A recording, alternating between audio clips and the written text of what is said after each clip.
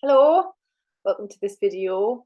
My name's Terri Lee-Shield. I am host of Love School and I am here today to do a video talking about identity, reframing identity and our relationship to it.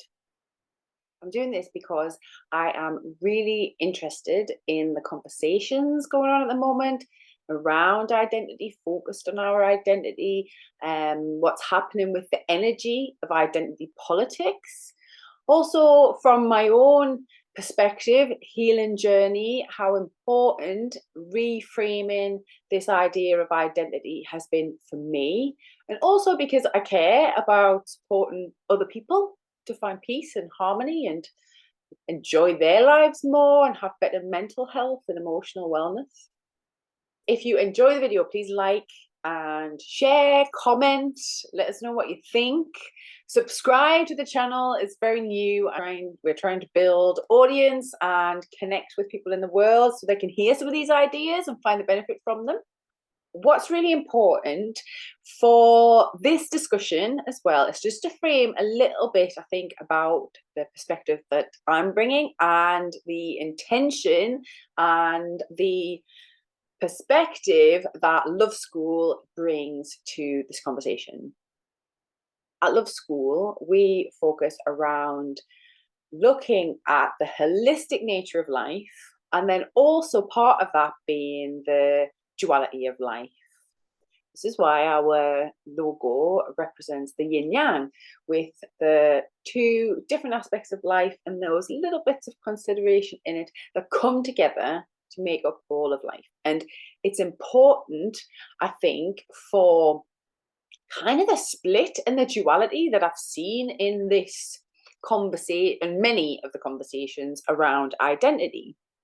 What our focus is to bring awareness to maybe it's the conflict or the extremes or the two sides of a conversation, consider them and then bring them together to find where the harmonious, aligned spot is for you as individuals, but then for all of us.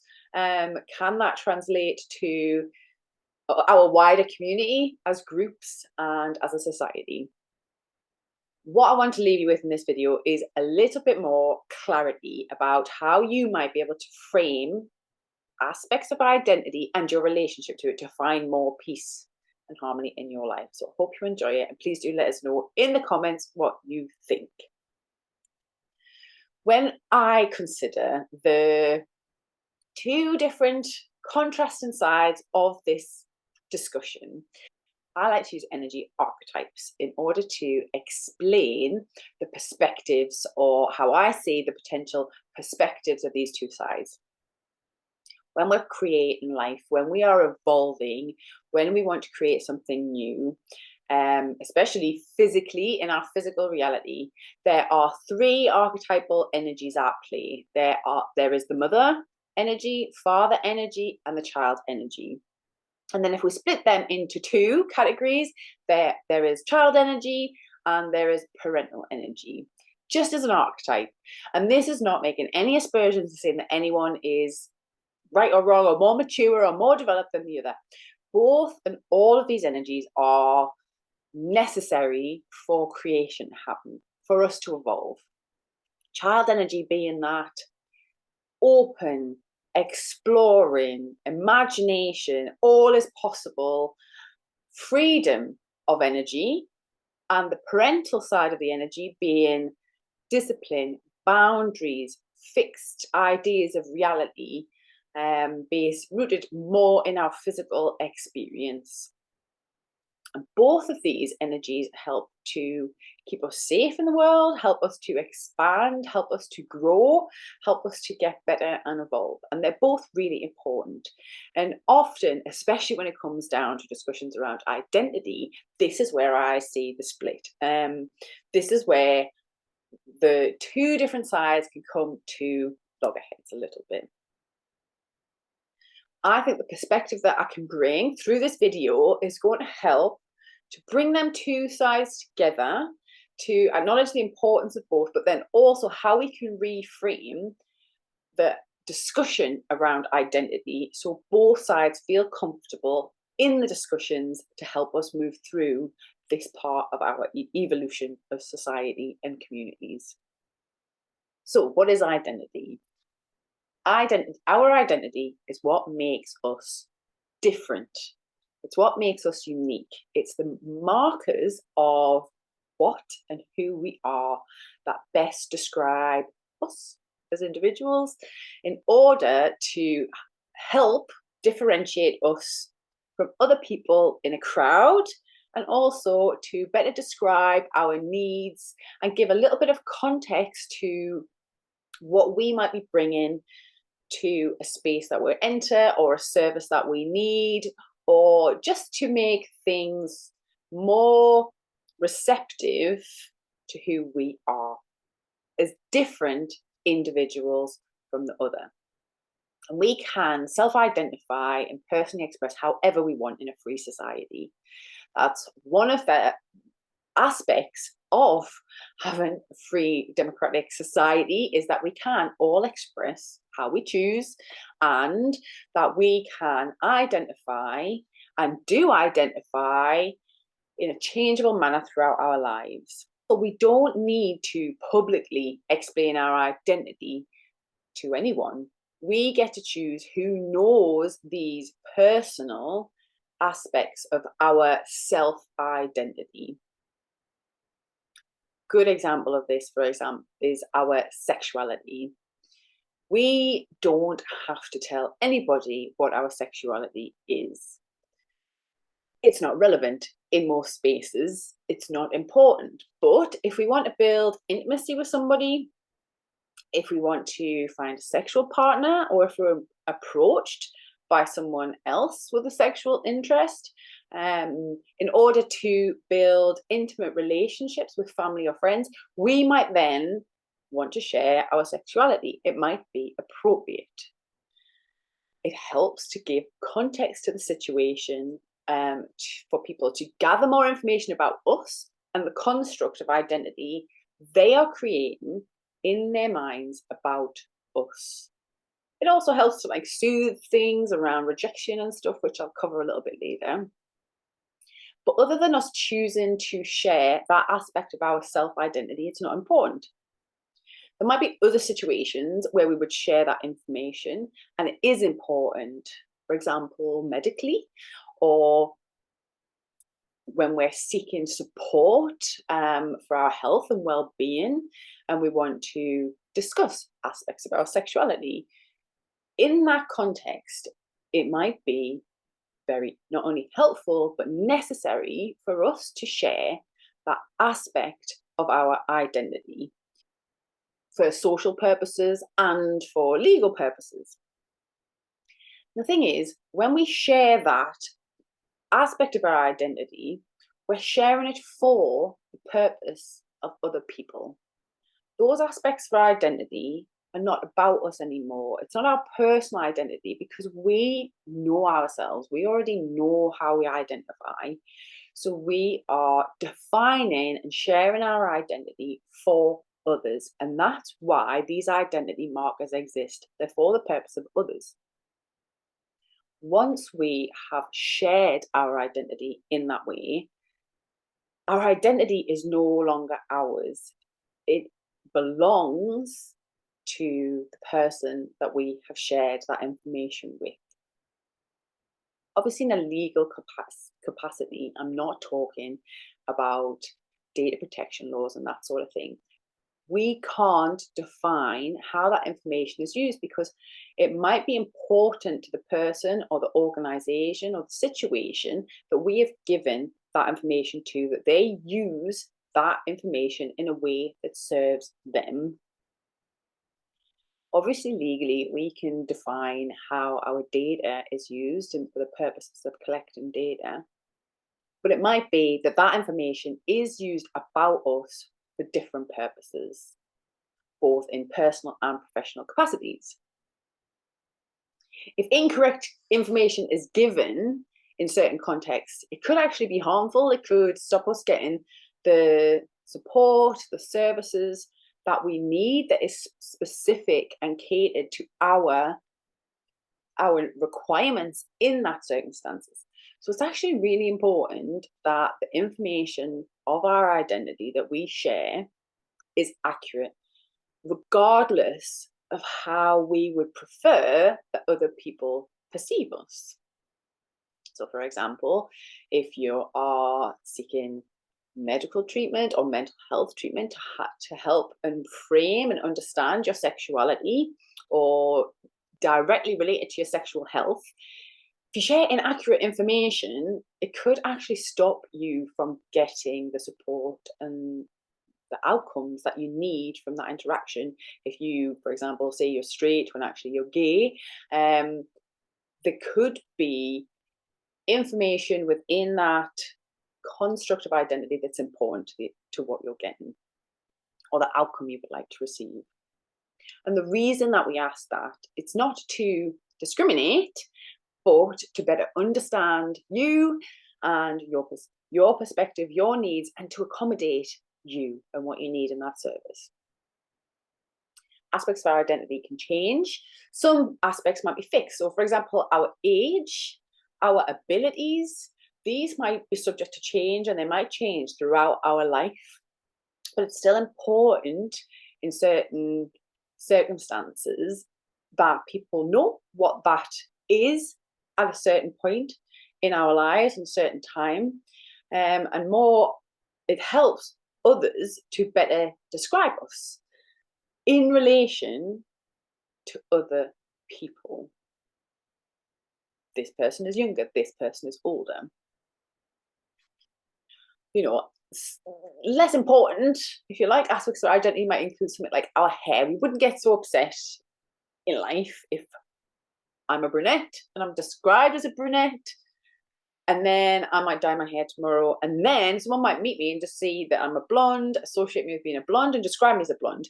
It wouldn't really make sense for me then to get upset if the person who met me as a brunette described me as a brunette, because the image that they have of me in their identity construct is that of a brunette. And it was honest at the time, and now I'm a blonde, and that is honest in my new identity at the time where I'm presenting as a blonde.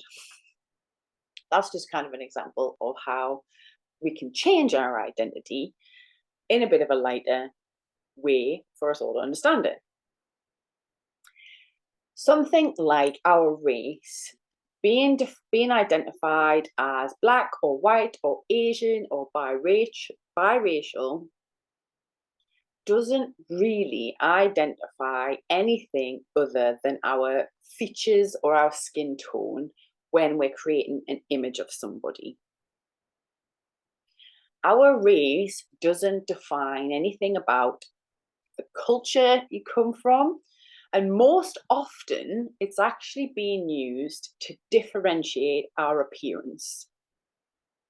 So, for example, if the police or if somebody is searching and trying to identify a person from a crowd, in a crowd, they might use racial markers to identify them. They want to know, this person is white, this person is Black, and that gives us cues to help identify an individual from a crowd based on what we assume to be their skin color and their features, the hair, etc. It doesn't mean anything personal or cultural for somebody to be using racial markers to identify you or to build a construct of who you are in their mind in regard to your identity to them. Our race might mean something to us. It might mean something to us about our culture, about our family history, about how we see the world or how we respond to the world, but that's personal. It's personal, and we can't assume that other people have to understand what our personal relationship and the personal meaning and the personal depth that we are attaching to our race, we can't expect other people to understand that about us. It would take a complex conversation. It could take years for someone to find out what your race or your culture means to you. But when somebody is using it, they're generally referring to your features. It's why people might be curious and ask about your race and then ask where you're from, to give them more and more context and give them more accurate cultural context, to give them more accurate understanding of markers of your culture and where you might be coming from and how they can better understand and respond to you. This is also really applicable to religion. For example, you can't tell someone's religion often just from looking at them, but if they were dressed in a certain way, it gives us markers then to help us to build a construct of identification of that person. So, for example, if a Muslim is wearing a hijab, we then get more information about what their belief system might be, how to better respond to them in different situations, what dates might be important to them. Same if someone is Sikh and wearing a turban, or somebody is Catholic or Christian and wearing a crucifix cross. They just give us little bits of information about that person's identity, what makes them unique, about how they might physically be in the world, but also then about how they might think, how they might respond, what they believe as they're moving through life.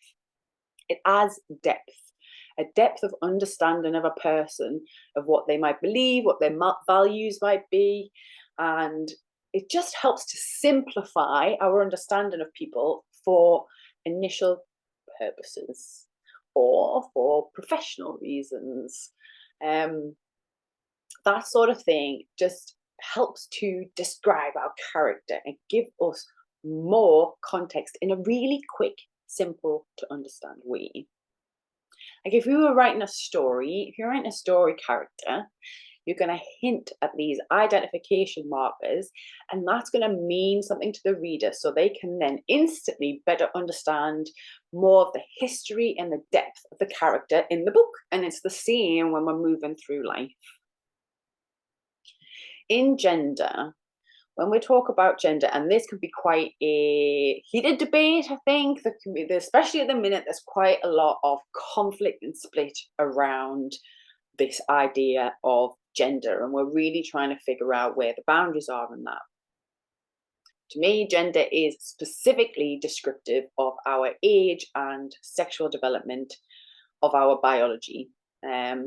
Boys, girls, men, women, trans, they're all identities that are important, and the correct use of the terms so that they're factually correct is also important, and navigating where and when we use them. In a social space, in a crowd, it's not important that somebody knows that you are trans if you're trans, or non-binary if you're non-binary. But when it comes to specifically identifying you or meeting the needs of a person, it is important then to understand, are they male or female, and what age are they? And this is why we have the terms like boy and man, girl and woman. And then if somebody is elected to change their sex, transition their sex, or if they're presenting in a way that is considered gender nonconformist, to help again better identify them physically, but then also how they might prefer to be treated, to be responded to in certain settings, and then especially obviously medically, or when we're creating safe spaces for people. In the justice system, for example, it's important that these differences of gender are acknowledged, and that when we're having conversations around where that isn't appropriate, these identification markers of language that we're using like trans, are important. So, for example, in a crowd, a trans woman would like to be perceived as a woman.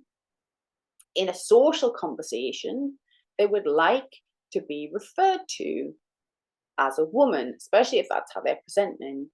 But when we get down to more specifics around sports, boundaries within sports, or boundaries within safe spaces of changing rooms and things, when we're talking about prisons, the conversation that sparked in the UK, accuracy is important because there is a difference between a woman and a trans woman. And we could list those differences. Then those are differences in worldview. There are differences in our perspectives. There are differences in our life experiences and what it's likely we have or haven't been through. They're different biologically. So when we're in a conversation or a situation where that is contextually relevant, using the language is correct. And it's then not fair to demand that somebody else use language that they're not comfortable with or that negates those differences. I also think on a deeper level, part of the reason why this particular conversation around identity has gotten a bit heated is because we evolve biologically through our sex. We, as I said at the very beginning of this, with the child and the parental energy, we need both parents to create a child, and these markers are ingrained in our evolution. We are biologically programmed to respond to the key features of sex because it's vital. It's vital to reproduction. It's vital for evolution and creation. We are sexual beings. So everything from our physical strength to our pheromones revolves around sex. So it's an important conversation to have, but also we want to be respectful of each other in it generally. It's not ignorant to respect that reality and to respect the different perspectives people might be bringing to that conversation that they feel is relevant. The information, accurate information, is required to keep our reality grounded, to keep it grounded in the reality that we are diverse, but also in the truth that we can and do identify certain things about each other based on markers we perceive, such as our sex and age, and not just through our clothes or how we present to the world. It isn't always appropriate to respond simply to how we would like to be perceived. And for the safety and respect of everyone involved, it's sometimes much more appropriate to respond factually in the truth that we can all agree upon. Discrimination laws already exist to stop people from misusing the information around our identity to make us suffer, to abuse or to bully us. They already exist, and we can use them to protect us in circumstances where we are blatantly being discriminated against in order to cause us harm, in order to actually abuse and intimidate us, and not just when it's being used to differentiate us. And actually, often to assume that a person is giving meaning to aspects of our identity, or assuming they're using aspects of our identity to exclude us as individuals, because maybe our identity is not directly mentioned in the language they're using, or how they're creating a space, or when they're having a conversation, or because there are people who aren't already included in a space or an event or whatever it might be, that they are not seeking out diversity in a way that we might prefer personally. To assume that that is coming from a place of just to be excluding and to be discriminatory is actually discriminating in itself. It's always best, I think, to try and find the intention behind what's going on. If something is not as we would prefer. Very often, it's the meaning we are giving to aspects of our identity that cause the upset in our lives.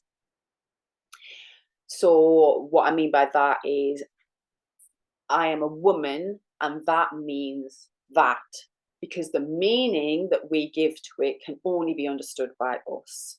But it is factually correct that I am a woman. Nobody else is going to understand what meaning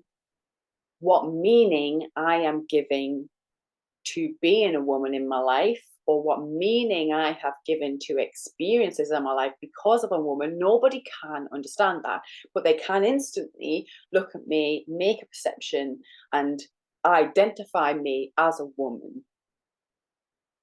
We all have subconscious associations, some that we want to be acknowledged when we share aspects of our identity, but that doesn't mean that it can be. Just because we might want it to be understood doesn't mean we can be. This is why we have really specific language that defines certain terms without a deeper, more extensive meaning given to them.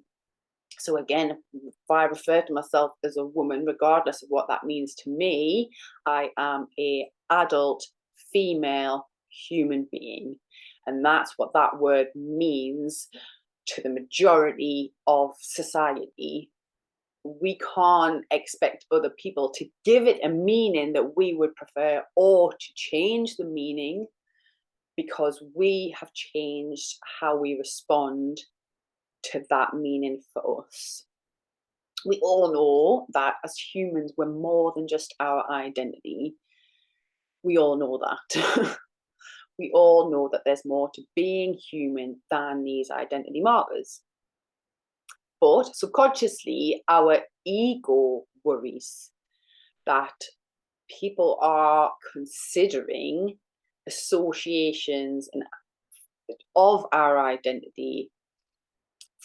And we might, if our ego comes into these ideas, we might worry that the assumptions attached are not what we would prefer. So, for example, we might be declaring an aspect of our identity with an association attached subconsciously by our ego. For example, I want to be seen as gay and loyal. I want to be seen as Black and competent. I want to be seen as white and inclusive. I want to be seen as trans and valid. It could go on and on, because whatever associations we would prefer are attached in our subconscious mind. And again, the other person can't understand that. It's our ego and our trauma responses that fear other people will associate negatively with aspects of our identity. Obviously, this is understandable if we have faced real discrimination, or have had harm or injustices happen to us that was attributed to aspects of our identity. It's obviously understandable then that we have fears that if somebody is to identify me in a certain way, that they might have negative associations, and they might use those negative associations to harm me or restrict me or take away opportunities from me, however that might be presenting as a fear in our head. But that doesn't mean that any conflict or contrast is because of those identity markers. And furthermore, assuming that this is how other people are thinking about our identity markers is a basis of discrimination that's been formed in our own minds. And the reality is, if we want real inclusion and diversity in society, we need to respect freedom of expression and bodily autonomy. And part of that is accepting that people can and will have different ideas about life than we do, and that they have the right to express that. It also means accepting that we're not always right, that others are not necessarily wrong, and that people are responding from their experiences just like you are, and from their perspectives, just like you are, in a way that best serves them or their intentions, just like you are. We all pretty much operate in the same way. So we can't call for inclusion whilst we are all, and anti-discrimination whilst we are excluding others and discriminating against their views. The point of freedom of expression is that we're all free to express. The point of validating identities is that all of our identities are valid. Of course, we can call people out when they have blatant intentions of harm, and we could educate people if they ask for our perspective. But beyond that, it's actually not up to us to offer our worldview or expect others to operate within our worldview. And just because somebody disagrees with us or others that we are aligned with, it doesn't mean that they're ignorant. It doesn't mean that they haven't ever considered the issue. Or that they have never ever looked into different perspectives, or that they're uneducated. It just means that they might just still disagree. They might have looked into and considered all of these different perspectives, just like you have, and they have come to a different conclusion. And that's all fine. That is part of being diverse in society and having a unique perspective of life. One thing I've noticed is very often some people exclude themselves from spaces, from people, from groups, because of the meaning they are giving to aspects of their identity, when others aren't actually excluding them at all. Like, we can make all sorts of excluding behaviors, like, just because. One example recently was a friend of mine created an online summit, and somebody felt really upset that the lineup was all white people. Well, actually, that hadn't been the kind of diversity that was being invited into the space. Now, I'm not getting into that discussion because it was specific to that. It was specific to that experience. But the person hosting that space was not excluding anybody. They were seeking a diversity of wisdom, and the people who came forward to present that diversity of women just happened to be in a certain race identity marker.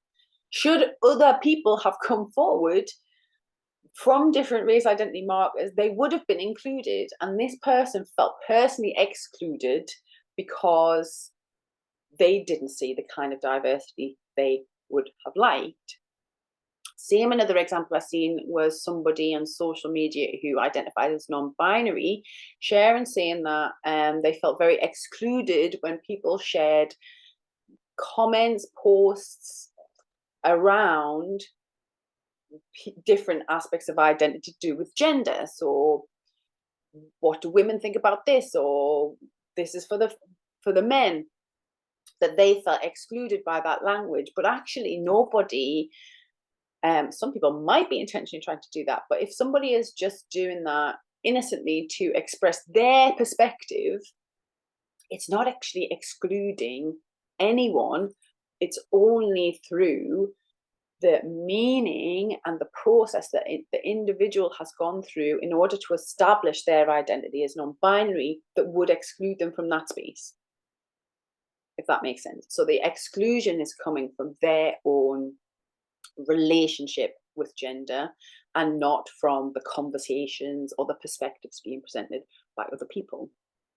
What I have found working with a lot of different people, working within community groups and different things, is that most people are naturally inclusive, and that very often people will go out of their way to make sure that especially open environments are inclusive, and they will welcome people who maybe don't automatically fit into the assumed crowd. They will go out the way to welcome those people, to make them feel especially welcome and especially included.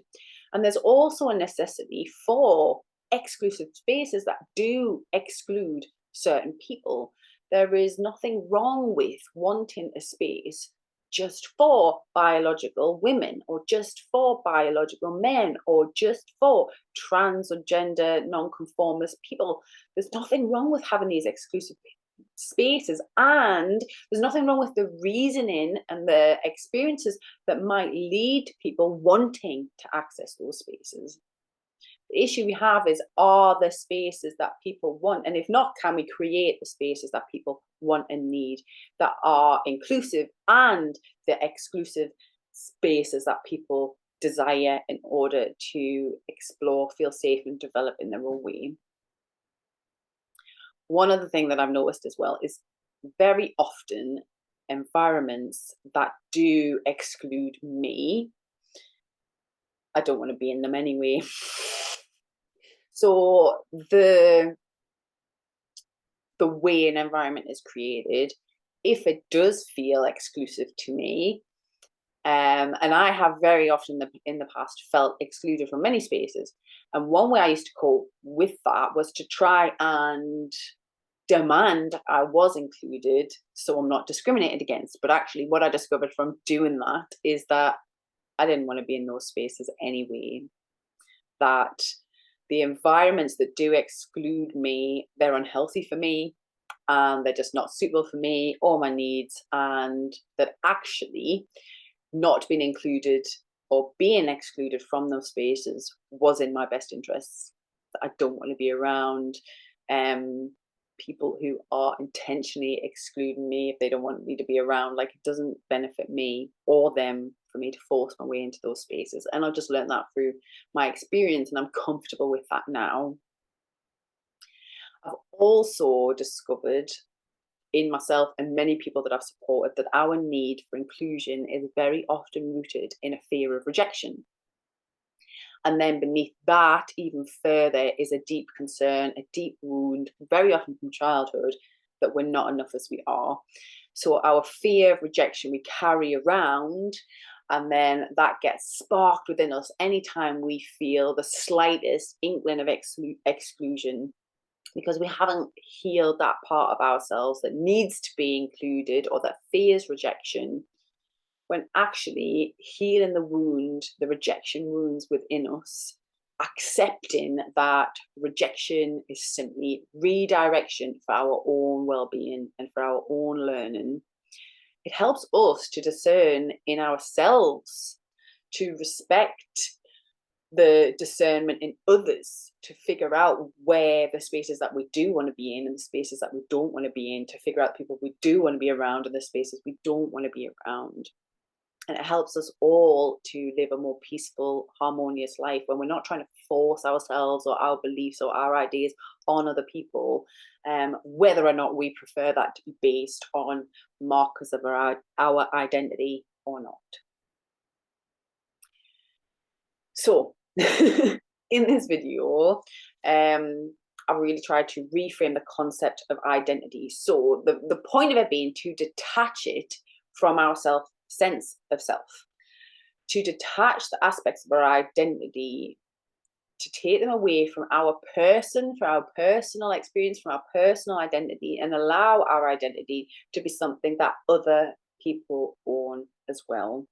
That the construct that they create is just as important as the construct of our self-identity that we have created, and to affirm it's a point of reference for others. And the point of reference for others is very, very, very most often impersonal. That they are using these points of reference not to say anything about us, not to give any meaning to any aspects of our identity or identity markers, but literally just to differentiate us from them, which is healthy, which is important, and which is required. Very often, as we move through a very multicultural, very diverse society, we are just using identity markers to understand each other, to gather information. We are using them to gain more wisdom, to create safer, more harmonious spaces and a safer, more harmonious society for everyone. And that includes the people who reject us. It includes the people who disagree with us, because we all have the right to exist. Thank you very much for watching this video. I hope you found it helpful to really look at your relationship with identity, how you identify, but then also how you can detach from how others identify you, and reframe identity as a impersonal thing, and to really look at your relationship to your identity markers. At Love School, we really dive into this. So if this is something that sparks something in you that you would like to understand more of, if you're struggling with your own sense of self, your own identity, if you're struggling in relationships as to how you communicate or how people are communicating with you with regard to your identity, we look at all of this at Love School. We look at how to better love yourself and understand yourself and express yourself. We look at how to love others and how to communicate better with others, to stay safe, to set boundaries as you move through the world. And we look at how to love life, to love this diversity, to love this contrast, to love the situations that come up to help us grow and evolve as a group. If this is something you're interested in, we do some brilliant courses, and also there are opportunities for group learning and one-to-one support. So you can check us out at loveschool.uk. Please do like this channel, like the video, subscribe to the channel, sign up for the notifications, go on all our social media. We've got pages on LinkedIn, on Facebook, on Instagram. We are all over the place. Loveschool.uk. Look out for the yin yang logo with the orange and the blue. Thank you so much for watching. Let me know what you think.